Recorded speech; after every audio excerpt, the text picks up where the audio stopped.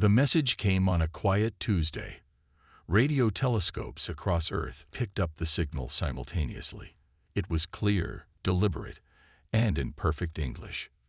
We come in peace. We seek friendship with humanity. The world leaders gathered quickly. Some were excited, others scared. But all agreed they needed to respond. They sent back a simple message. Earth welcomes you. Lieutenant Commander Jack Howard watched the aliens' video transmission from his office at Space Command.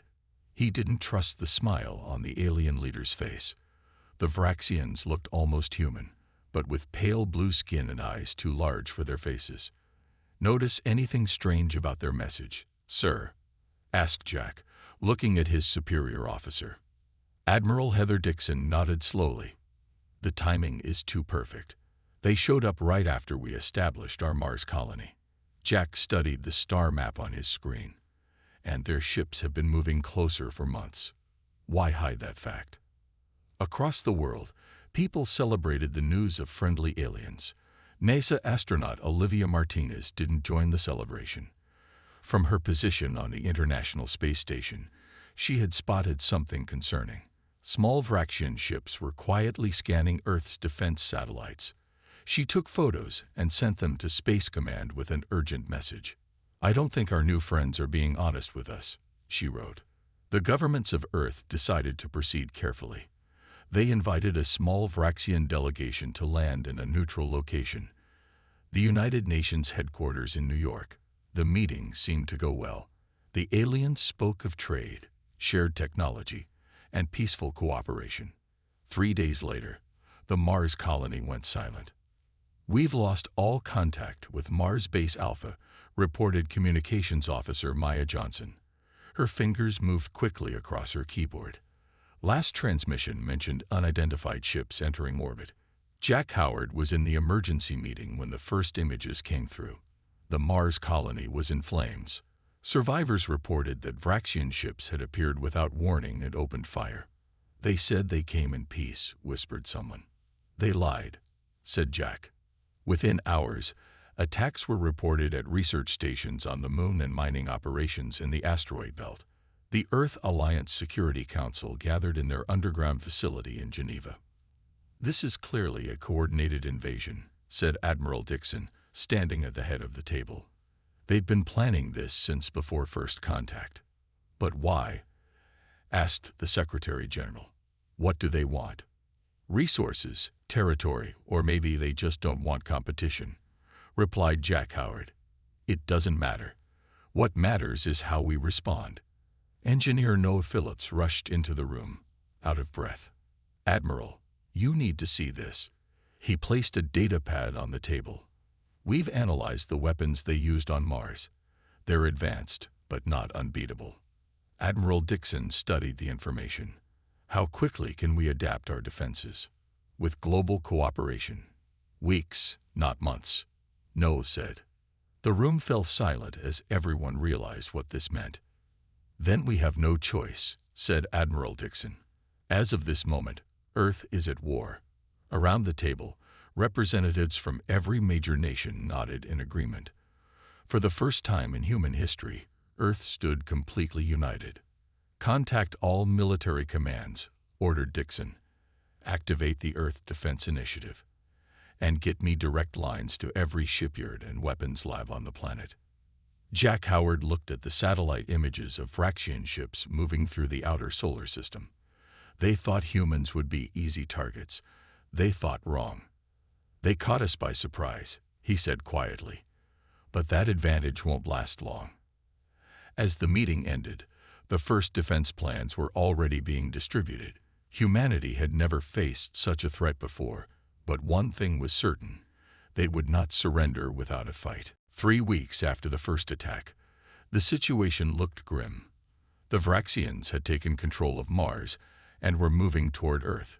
Their ships had destroyed 4 outer colony bases and damaged many defense satellites. Engineer Noah Phillips hadn't slept in 3 days. His lab was filled with pieces of a Vraxian fighter that had crashed near the lunar base. He studied the alien technology with intense focus. Their power systems are different from ours. he told Admiral Dixon during their daily call. "But I think I can make our weapons stronger using their own tech against them." "How long?" asked Dixon. "Give me 1 more week." No replied, his eyes red from lack of sleep. Meanwhile, on Europa, 27 scientists were trapped in their research station. The Vraxians had destroyed their communications array and landing pads. Their supplies would last only 10 more days. Major Samantha Collins stood before her Special Forces team on the rescue ship U.S. Endeavour. "This mission is simple but dangerous," she said. "We go in quiet, get our people, and get out before the Vraxians know we were there." Her team nodded. They were the best soldiers Earth had to offer. "The scientists on Europa have research data that could help us win this war," she continued. "Bringing them home safely is our top priority."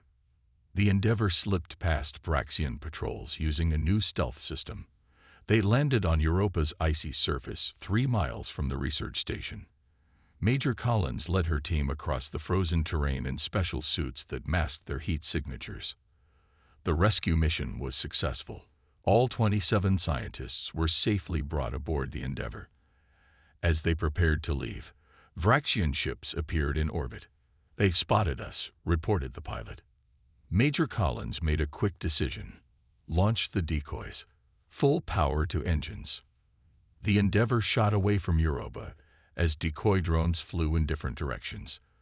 The Vraxian ships followed the decoys, giving the Endeavour time to escape. Back on Earth, the leaders of all nations met to form a united response. For the first time in history, every country agreed to share resources and technology. They called it the Earth Defense Initiative, EDI. Admiral Peter Wu was chosen to lead the military response. He was known for his strategic mind and calm under pressure. "We need ships," he told the world leaders. "More ships than humans have ever built before. And we need them fast." The leaders agreed. Every shipyard on Earth began working around the clock. New shipyards were built in secret locations.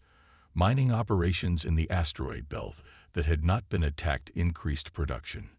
Lieutenant Commander Jack Howard was promoted to commander and assigned to Admiral Wu's staff. "The Vraxians think they know our capabilities," Jack said during a planning meeting. "But they've never seen humans when we're truly united." Admiral Wu nodded. "Our greatest strength has always been our ability to adapt and overcome. Now we need to do that faster than ever before." Noah Phillips' breakthrough came sooner than expected. By studying the Vraxian technology, he created a new weapon system that could penetrate their shields. "Their shields block energy in specific patterns," he explained to the EDI Council.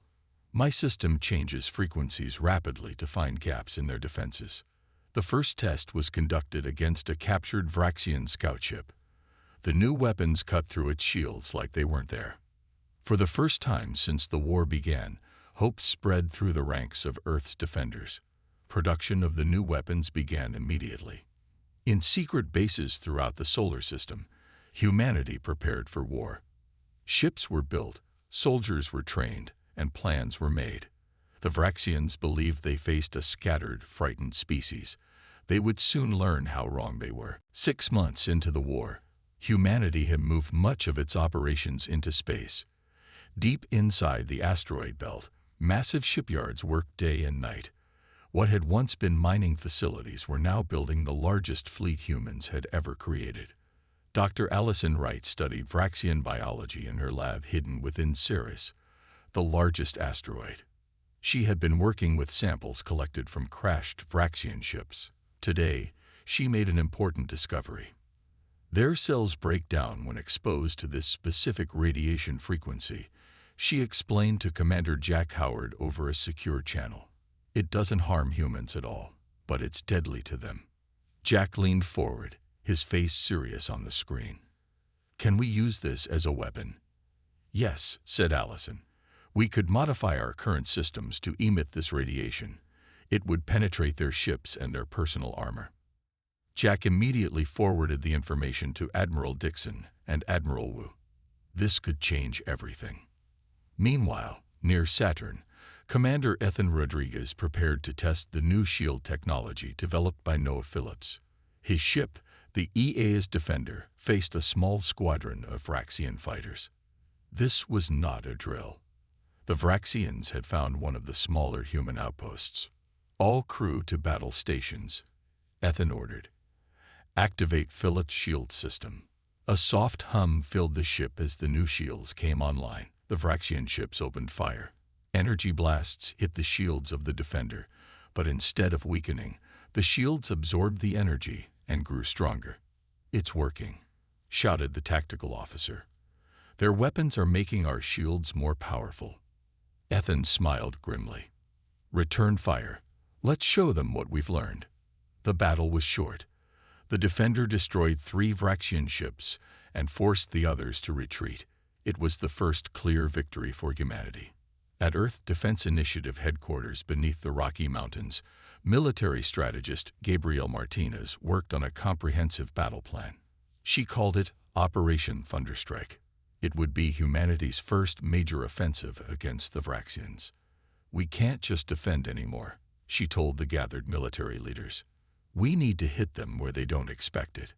Her plan involved coordinated attacks on Vraxian supply lines, using the new weapons and shields. While the Vraxians were distracted, the main human fleet would strike at their central command post orbiting Jupiter. Admiral Wu studied the plan. "This is bold," he said, "and exactly what we need." As preparations for Operation Thunderstrike continued, the shipyards in the asteroid belt reached peak production. Hundreds of ships were being completed each month. Some were small and fast, designed for hit-and-run attacks. Others were massive, filled with weapons and fighters. But the Vraxians were not idle. Their scout ships had been searching for the source of humanity's new ships. Eventually, they found one of the smaller shipyards hidden in the asteroid belt. The alarm sounded throughout Ceres base. "Vraxian battle fleet detected," announced the automated system. Estimated time to arrival: 6 hours. Jack Howard, who had recently arrived at Ceres to coordinate defenses, called an emergency meeting. "They're sending everything they have," he told the gathered officers. "This is their attempt to end our resistance." Engineer Noah Phillips spoke up. "The main shipyard isn't ready for evacuation. We need more time." "Then we'll give you time," said Jack firmly. "We'll make our stand here." Messages went out to all nearby human ships. The call was answered immediately. Every available vessel changed course to Ceres. It would be the largest battle of the war so far. As the Vraxian fleet approached, Jack looked at the determined faces around him. "They think this will be the end of humanity's resistance," he said. "Instead, it will be the beginning of their defeat." The Battle of Ceres began with a thunder of weapons fire. 63 human ships faced over 200 Vraxian vessels. The space around the large asteroid lit up with explosions and energy beams. "Hold the line," ordered Commander Jack Howard from the command center inside Ceres. "We need to protect the shipyards for as long as possible." The human ships formed a defensive wall, their new shields glowing as they absorbed Vraxian attacks. But there were too many enemy ships. Slowly, the human defenders began to fall back. Captain Frank Bennett commanded the Aedes Valiant at the center of the battle. His ship had taken heavy damage, but it was still fighting. "We're losing this battle," his first officer said quietly. Frank looked at the tactical display. The Vraxians were pushing toward the main shipyard entrance. If they reached it, they could destroy humanity's largest ship production facility. Thousands of workers were still inside, trying to finish the evacuation. "How long do they need to get everyone out?" Frank asked. "At least 30 more minutes," replied his communications officer. Frank made his decision. "All hands, prepare to engage ramming speed." His crew looked at him in shock, but no one questioned the order. They had all seen what the Vraxians did to captured humans. "Target the lead Vraxian command ship," Frank ordered. "Divert all power to engines and forward shields." The Valiant broke formation and accelerated directly toward the largest enemy vessel. Vraxian ships tried to intercept it, but the Valiant was moving too fast. For Earth, Frank said as his ship slammed into the Vraxian command ship. The explosion was visible across the entire battlefield. Both ships were destroyed instantly, but the Vraxian attack faltered. Their command structure was thrown into confusion. Inside Ceres, communications specialist Maya Johnson worked frantically at her station.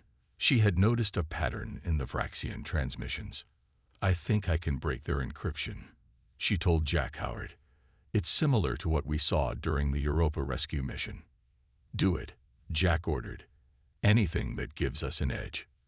Maya's fingers flew across her keyboard. After several minutes, she smiled. "I've got it. I can hear their battle plans." The information was immediately shared with all human ships. Now they could predict where the Vraxians would attack next. Using this advantage, the human defenders regrouped. They concentrated their fire on key Vraxian vessels, picking them off one by one. But the battle was far from over. The Vraxians still outnumbered the humans. 3 more human ships were destroyed as they protected the evacuation ships leaving Ceres. "We've lost the upper quadrant defenses," reported a tactical officer. "Vraxian boarding parties have entered tunnel section 7. Jack Howard grabbed his weapon. "I'll take a team to stop them. We can't let them reach the main reactor." The fighting inside Ceres was fierce. Jack led a squad of Marines through the tunnels, setting up ambushes for the Vraxian soldiers. The aliens were tough, but they weren't expecting such strong resistance. In space, the battle continued to rage. Just as it seemed the humans would be overwhelmed, new signals appeared on the radar. "More ships approaching," called out a sensor operator. They're ours." The first wave of Operation Thunderstrike had arrived early. 50 new ships, fresh from the hidden shipyards in the outer asteroid belt, joined the battle. They carried the new radiation weapons based on Dr. Wright's discovery. The Vraxians, already disorganized from the loss of their command ship, were caught by surprise. The radiation weapons tore through their ranks, disabling ships without destroying them.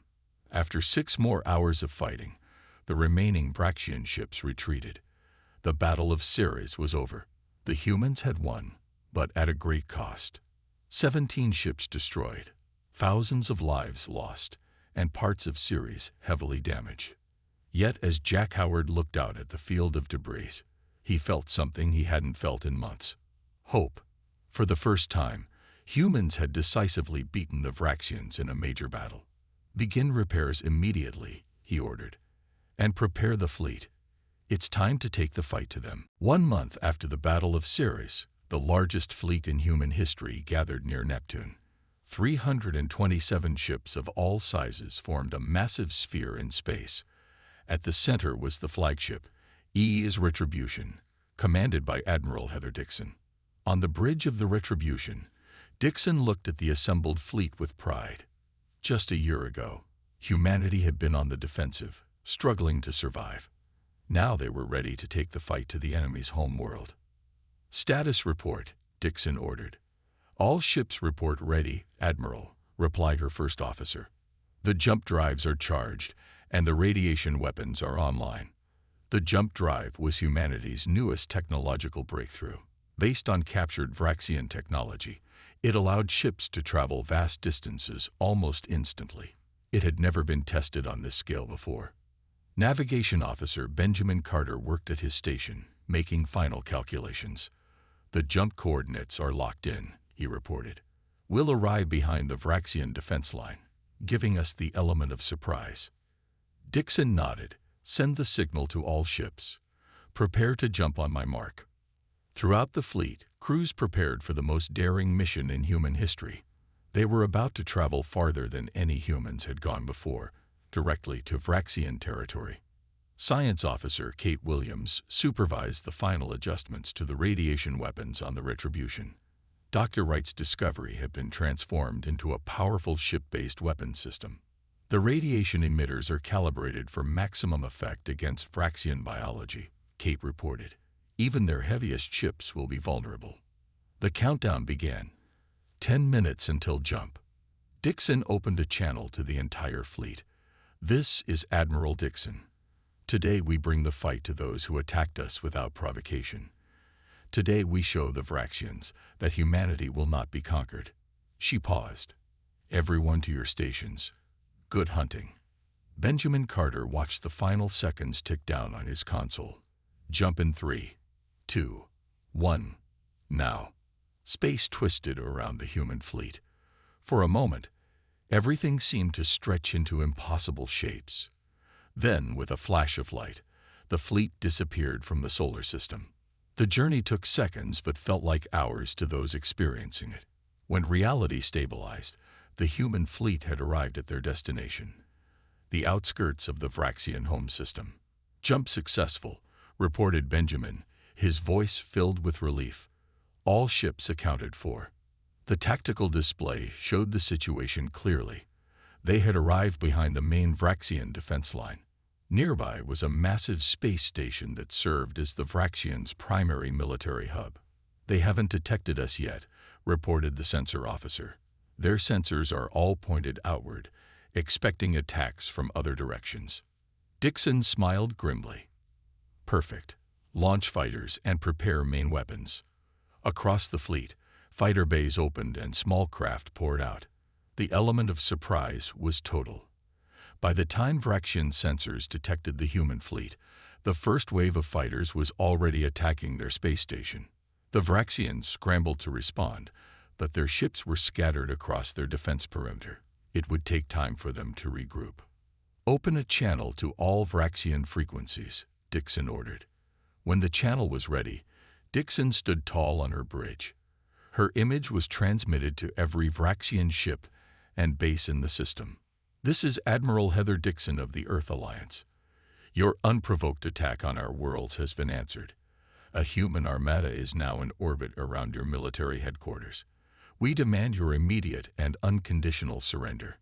She paused, letting her words sink in. "Withdraw your forces from Earth space immediately, or face extinction. You have 1 hour to respond." As Dixon's message played across Vraxian communications, the human fleet moved into attack formation.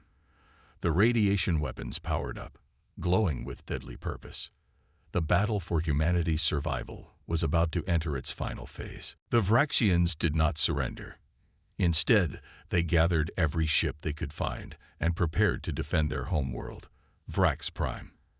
As the 1-hour deadline passed, hundreds of Vraxian ships moved to engage the human fleet. "They've chosen to fight," Admiral Dixon said calmly. "Very well. All ships, commence attack pattern Delta." The human fleet split into 3 groups. The smaller, faster ships moved to engage the Vraxian fighters. The medium-sized vessels targeted the enemy cruisers. The largest human battleships, including the Retribution, advanced toward the Vraxian command centers. Fighter Squadron Leader Jason Harris led the first wave of small attack ships. His voice was steady as he gave orders to his pilots. "Remember your training," he said.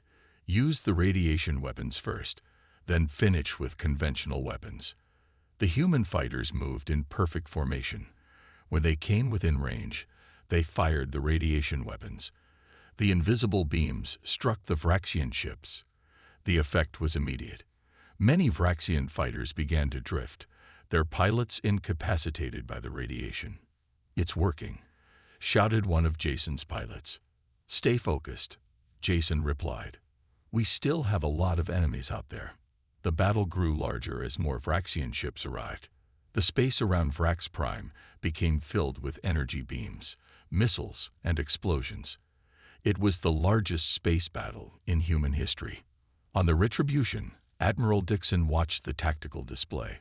The humans were holding their own, but the Vraxians had the advantage of numbers. "We need to take out their central command," Dixon said. "Once they lose coordination, their number advantage won't matter." The problem was that the Vraxian command structure was located on a heavily defended space station orbiting Vrax Prime. Getting close enough to attack it would be difficult. Engineer Samantha Phillips had a solution. She had been working with mining equipment that had been brought along for potential resource collection. "We can modify these mining lasers," she explained to Dixon. "They're designed to cut through asteroid rock. They can cut through that space station just as easily. Dixon approved the plan. Within an hour, 3 mining ships had been equipped with enhanced cutting lasers and given fighter escorts. Meanwhile, the battle continued to rage. Human ships took damage, but their new shields held better than expected. The Vraxians fought fiercely to defend their homeworld. As the modified mining ships approached the Vraxian command station, they came under heavy fire. 2 were damaged, but the third managed to get within range.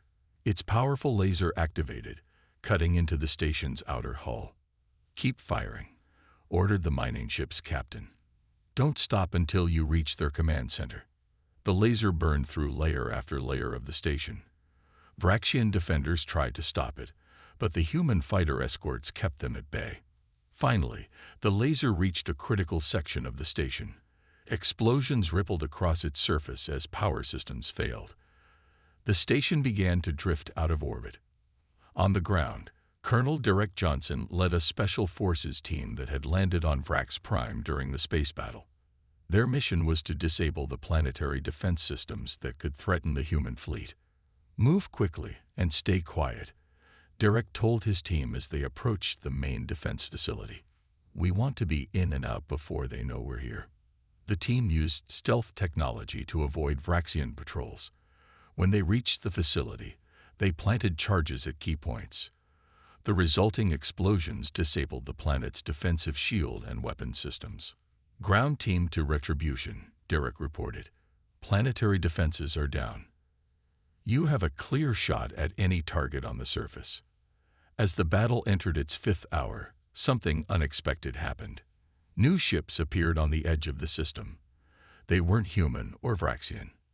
"We're receiving a transmission from the unknown vessels," reported the communications officer on the Retribution. "Put it through," ordered Dixon. A new alien face appeared on the screen. It spoke in a translated voice. "We are the Kaldar. We too have suffered under Vraxian aggression. We offer our assistance in your fight for freedom."